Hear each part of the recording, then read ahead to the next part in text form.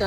ถูกรถฟอร์จูเนอร์ตามตายกลางไฟแดงเวลาประมาณ2:53 โมงเช้าของวันที่14มิถุนายน2025ได้มีรถฟอร์จูเนอร์สีดำตามลูกชายข้อยชื่อเฒ่าแสงอุทิศบัวพาอายุ29ปีที่ขี่รถจักรจนเสียชีวิตแล้วหนีไปจุดเกิดเหตุอยู่4แยกไฟแดงบ้านอากาศเมืองสิโคตะบองนครหลวงเวียงจันทน์ถ้าผู้ใดพบเห็นหรือมีกล้องติดหน้ารถในขณะเกิดอุบัติเหตุขอความช่วยเหลือส่งให้แน่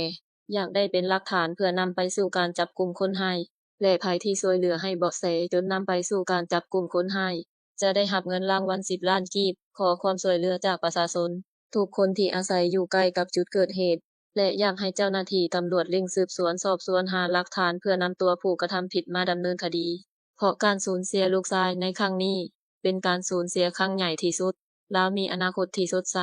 แต่ต้องจบชีวิตด้วยอุบัติเหตุครั้งนี้ขอให้ผู้กระทำผิดออกมารับผิดชอบในสิ่งที่ตนเองได้กระทำส่วนพ่อแม่ญาติพี่น้องและอ้ายน้องทุกคน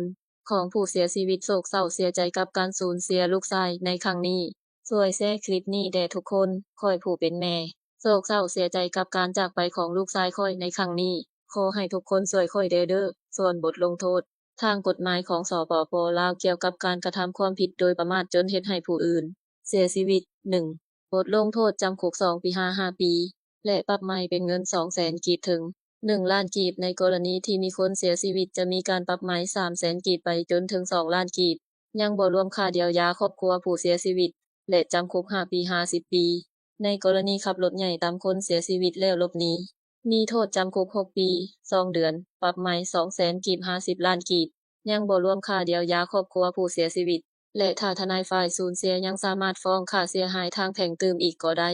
ตามสมควรหรืออาจจะเป็นจำนวนเงินหลายร้อยล้านกีบตามสภาพความสูญเสียทางที่ดีถ้าเกิดอุบัติเหตุตามคนแล้วเสียชีวิตให้โทรแจ้งตำรวจแล้วไกล่เกลี่ยกับญาติผู้เสียชีวิตอาจจะติดคุกบ่ถึง2 ปีและประนีประนอมขอจ่ายค่าจัดงานศพผู้เสียชีวิตกับญาติผู้เสียชีวิตตามสมควรแล้วส่วนการสิชดใช้แนวใดก็จังโอลมกันอยู่ห้องการปกส.แขวงที่เกิดเหตุทางทีมงานข่าวสดขอแสดงความเสียใจกับครอบครัวผู้เสียชีวิตและขอให้เจ้าหน้าที่ตำรวจจับตัวผู้กระทำความผิดมาลงโทษตามระเบียบกฎหมายบ้านเมืองให้ได้